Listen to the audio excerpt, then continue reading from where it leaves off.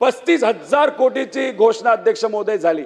पण ह्या अटीचा आम्ही अभ्यास केल्यानंतर आम्हाला असं वाटतं की 12-13 हजार कोटीपेक्षा जास्त मदत होऊ शकणार नाही आणि 36 लाख शेतकऱ्यांवर अध्यक्ष महोदय तिथं अन्याय होणार आहे। त्यामुळे परत एकदा अधिवेशन संपायच्या आधी आम्ही सरकारला विनंती करतो की क्रेडिट तुम्ही घ्या, पण या अटी कृपा करून तुम्ही काढा, नाहीतर येत्या काळामध्ये शेतकऱ्यांच्या खात्यामध्ये जेव्हा तिथं आकडे जातील, जेव्हा तिथं बँकेकडनं आकडे जाहीर होतील, तेव्हा मात्र शेतकरी अध्यक्ष महोदय तिथं शांत बसणार नाही। म्हणजे तो चिडेल ती वेगळी गोष्ट, पण एवढ्या अडचणीच्या काळामध्ये आमच्या शेतकऱ्याला मदत केली पाहिजे असं आमच्या अध्यक्ष महोदय आमच्या सगळ्यांची भावना आहे। पण अध्यक्ष महोदय, आम्ही जेव्हा हा अहवाल वाचत होता, प्रवीण परदेशी साहेबांच्या अध्यक्षतेखाली हा अहवाल जेव्हा केला गेला, हा अहवाल त्या ठिकाणी देण्यात आला, आम्ही हा वाचला।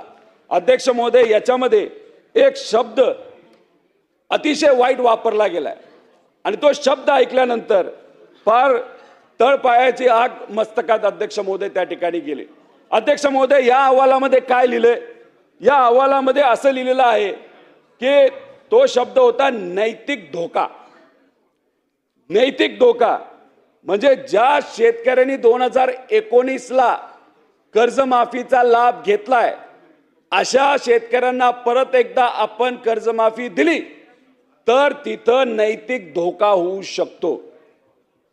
म्हणजे शेतकऱ्याच्या नैतिकतेवर आपण जायला लागलो अध्यक्ष महोदय।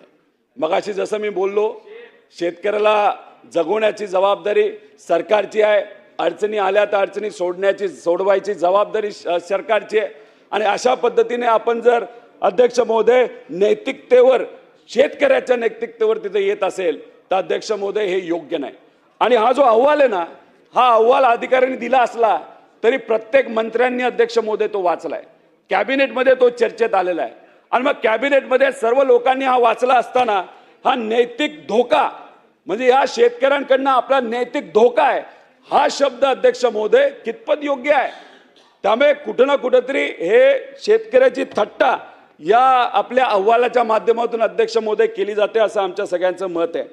त्यामुळे आम्हाला हाच प्रश्न इथं विचारायचा आहे, 2019 मध्ये कर्जमाफी घेतलेल्या 32 लाख शेतकऱ्यांवर जो आता या ठिकाणी अन्याय होणार आहे, म्हणजे त्यांची नैतिकता आपण तिथं काढत आहोत का?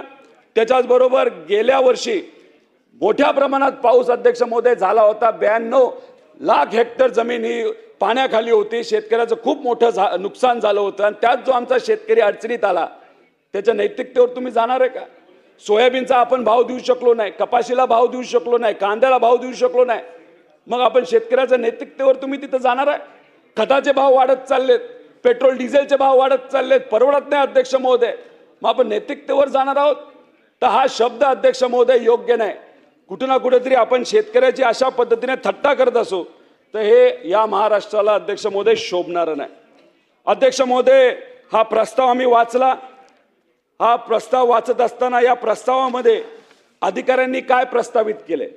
या प्रस्तावामध्ये अधिकाऱ्यांनी प्रस्तावित केले की प्रस्तावित योजना अल्प मुदत, मध्यम मुदत, दीर्घ मुदत कृषी कर्जांना लागू असेल। म्हणजे या अहवालामध्ये सांगण्यात आलेले फक्त पीक कर्जापुरतं तुम्ही ठेवू नका, हे तुम्हाला जर कर्जमाफी द्यायची असेल तर सरकारला या अहवालाने सांगितले, अधिकाऱ्यांनी सांगितले प्रस्तावित योजना अल्प मुदत, मध्यम मुदत आणि दीर्घ मुदत या कर्जाला सुद्धा अध्यक्ष महोदय लागू करावी। मग का फक्त आपण पीक कर्जाबद्दल बोललोय? आपण अनेक वेळा भाषणामध्ये ऐकलंय कोरा कोरा कोरा आपण 7-12 तिथं करणार, तर मग ह्या अधिकाऱ्यांनी जो अहवाल इथं दिलाय ते तसंच तसं मान्य केलं असतं तर मला असं वाटतं 1.5 कोटी शेतकऱ्यांना अध्यक्ष महोदय याचा फायदा झाला असता।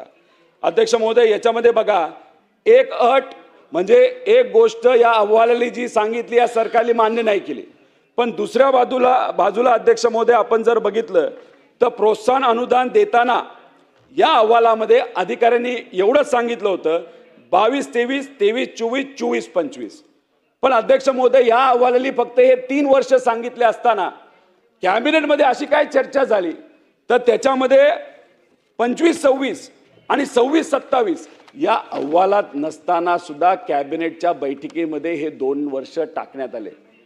कोणाच्या डोक्यातून हा मुद्दा आला अध्यक्ष महोदय? कोणाच्या चर्चेतून आला अध्यक्ष महोदय? म्हणजे आपण फक्त काही गोष्टी जाहीर करायच्या, मदत नाही मिळाली तरी चालेल असं कुठे ते दृष्टिकोन अध्यक्ष महोदय ही योजना देताना तिथं डोक्यात ठेवलेलं आहे असं अध्यक्ष महोदय तिथं वाटतं.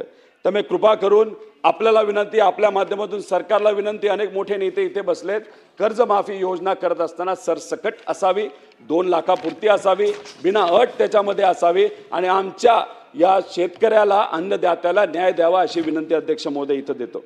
अध्यक्ष महोदय, अजून एक महत्त्वाचा विषय इथं मांडतो. आम्ही आमच्या आंदोलनामध्ये पीक विम्याबद्दल बोललो.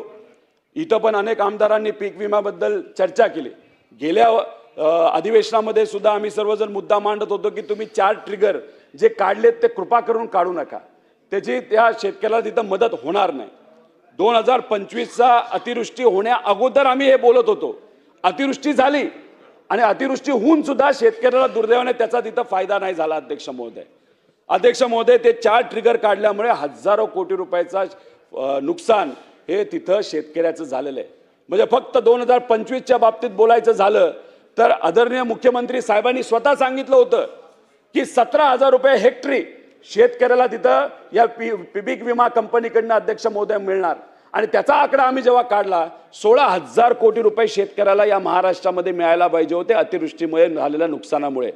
पण जेव्हा आत्ताचा आकडा आम्ही बघतो 1200 कोटीचा अध्यक्ष साहेब तिथं पुढे गेलेला नाही.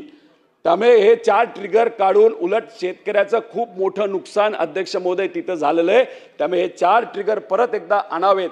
त्यात काही लोक चोरी करत असावेत, काही जिल्ह्यांमध्ये, काही तालुक्यामध्ये, त्यांना तुम्ही पकडा, जेलमध्ये टाका, पण त्या 1% लोकांमुळे 99% शेतकऱ्यांचं नुकसान करू नका, एवढी मात्र तिथं मी आपल्याला विनंती करतो.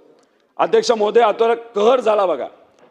आता जे काही शेतकरी आता स्वतःच्या खिशातून पैसे देऊन पीक विमा भरताय, सध्या राज्यात खरीप हंगाम 2026चे पीक विमा अर्ज भरण्याची प्रक्रिया सुरू झाली. अर्ज सबमिट करताना टर्म्स अँड कंडिशनचा अभ्यास केला. त्या टर्म्स अँड कंडिशनच्या मध्ये एक कंडिशन अशी आहे, म्हणजे बावनकुळे साहेबांना विनंती करतो, हा मुद्दा महत्त्वाचा आहे. त्याच्यामध्ये शेतकऱ्यांकडनं याच्यावर सह्या घेत आहेत. त्याच्यात मी कुठलेही पीक कर्ज किंवा KCC म्हणजे किसान क्रेडिट कार्ड घेतलेले नाही आणि तसे जर आढळून आल्यास पीक विम्याचा अर्ज बाद केला जाईल. म्हणजे शेती कशी करायची? कर्ज घ्यायचं नाही का? आणि मग कुठून पैसे येणार? मग हे जे काय विमा कंपनी अशा पद्धतीने अटी टाकतात आणि उद्या जाऊन शेतकऱ्यांवर जर अन्याय करतं तर कृपा करून हे आता सुरू आहे, तर आपण इथं लक्ष घालून ही अट लगेचच्या लगेच तिथं कशी काढता येईल याबद्दलचा अध्यक्ष महोदय तिथं विचार करावा. अध्यक्ष महोदय, बीडमध्ये गेलो होतो. 2020ला बीडचा प्रयोग झाला होता. अध्यक्ष महोदय, त्याच्यामध्ये खूप मोठा वाद झाला, पण काही शेतकरी संघटना तिथे लढत आहेत. त्यांनी हायकोर्टामध्ये अपील केलेलं आहे. केंद्र सरकारकडनं सकारात्मक त्यांना उत्तर मिळालंय, पण महाराष्ट्र राज्याकडनं अजूनपर्यंत उत्तर तिथं न दिल्यामुळे 800 कोटी रुपयाचा 2020चा विमा बीडचा तसाच तो प्रलंबित आहे. त्यामुळे या सरकारला, कृषी मंत्री साहेबांना मी विनंती करतो की त्या बाबतीत आपण लक्ष घालून लवकरात लवकर तुम्ही रिप्लाय हा हायकोर्टामध्ये तिथं द्यावा, जेणेकरून तिथे असणाऱ्या शेतकऱ्यांना इथं न्याय देता येईल. अध्यक्ष महोदय, आम्ही हे विषय का काढतो कारण का अटी टाकल्यामुळे खूप मोठं शेतकऱ्याचं नुकसान होतं. म्हणजे आता कर्जमाफीच्या बद्दल बोलायचं झालं तर 2017ची कर्जमाफी घोषणा 35,000 कोटीची झाली, परंतु अटी शर्ती असल्यामुळे कर्जमाफी किती रुपयाची शेतकऱ्याला झाली तर फक्त 18,772 कोटी. आणि मग अनेक लोकांनी मुद्दे मांडल्यानंतर, भांडल्यानंतर आणि सरकारने सुद्धा विनंतीला मान दिल्यानंतर 2017ची रेग्युलर असणाऱ्या शेतकऱ्याचे 5,000 कोटी आत्ता द्यायचं त्यांनी ठरवलं, पण प्रोव्हिजन कमी झाले, ते देतील अशी आपण अपेक्षा करूया. अध्यक्ष महोदय, म्हणजे त्याच्यामध्ये कर्जमाफी जरी 36 लाख शेतकऱ्यांना लाभ मिळेल असं सांगितलं, पण मिळालं फक्त 24. त्याच्यामध्ये गेल्या वर्षी अतिवृष्टीचं मदत पॅकेज, खरीप हंगामात 98 लाख हेक्टरवरील पिकांचे नुकसान, 31,000 कोटीचे पॅकेज जाहीर झाले. पेपरमध्ये मोठ्या मोठ्या जाहिराती दिल्या गेल्या, सगळ्यांनी त्या सरकारचं अभिनंदन केलं, पण प्रत्यक्षात फक्त 12 ते 13,000 कोटी रुपये या आमच्या शेतकऱ्याच्या खात्यामध्ये आलेत. जमिनी खरडून गेले, त्याचा 1 रुपया मिळालेला नाही. रोजगार हमी योजनेला त्याच्यामध्ये जोडण्यात आले, त्या योजनेचा कुठं पैसा अध्यक्ष महोदय तिथे मिळाला नाही.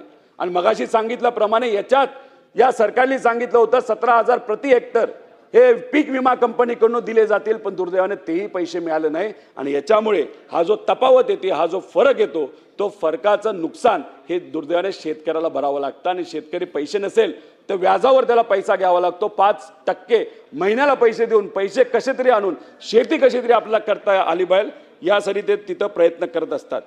आता ही जेव्हा 4 ट्रिगर काढण्यात आले पीक विमा च्या बाबतीतून, तेव्हा सरकार काय म्हणत होतं, तेव्हा आम्ही त्याचा पण विरोध केला होता. मंत्री महोदय सांगत होते की आपण कृषी समृद्धी योजना आणू, म्हणजे 5,000 रुपयाचं प्रीमियम आपण दरवर्षी देतो, तर मग आपण विमा कंपनीला देण्यापेक्षा 5,000 कोटी रुपये आपण डायरेक्ट शेतकऱ्याच्या खात्यात देऊ. ठीक आहे म्हणलं, काहीतरी वेगळा प्रयोग दिसतोय, आपण बघूया. गेल्या वर्षीचा 1 रुपया नाही आला, या वर्षी सुद्धा प्रोव्हिजन झालं नाही.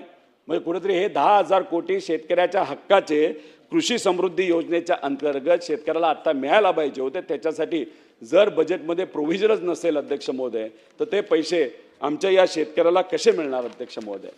त्याच्याचबरोबर अध्यक्ष महोदय, सरकार कुठलंही असू द्या, हे असो ते असो, जेव्हा आपण एखादी गोष्ट बोलतो जाहीर करतो ती पण मिळाली पाहिजे अध्यक्ष महोदय. आता 2017ला नागपूर अधिवेशनामध्ये बोंड अळीचा मुद्दा फार पेटला होता, अनेक लोकांनी तो विषय तिथं मांडला होता. आता मदत पुनर्वसन कडून 6,800 रुपये, पीक विम्यातून 8,000, बियाणे कंपनीकडून 16,000, अशी एकूण 30,800 प्रति हेक्टरची घोषणा झाली. शेतकऱ्याला वाटलं तर उद्या मिळतील, परवा मिळतील, 1 वर्षाला मिळतील. अध्यक्ष महोदय, 2017 पासून आत्तापर्यंत याच्यातून मोठी रक्कम अजूनपर्यंत तिथं शेतकऱ्यांना मिळालेली नाही अध्यक्ष महोदय. त्यामुळे आपण एखादी योजना जेव्हा जाहीर करतो, आपला प्रामाणिक प्रयत्न त्याच्यामध्ये एवढाच असावा की शेतकऱ्याला तिथं मदत ही मिळाली पाहिजे. अध्यक्ष महोदय, आत्ता जर मदत आपण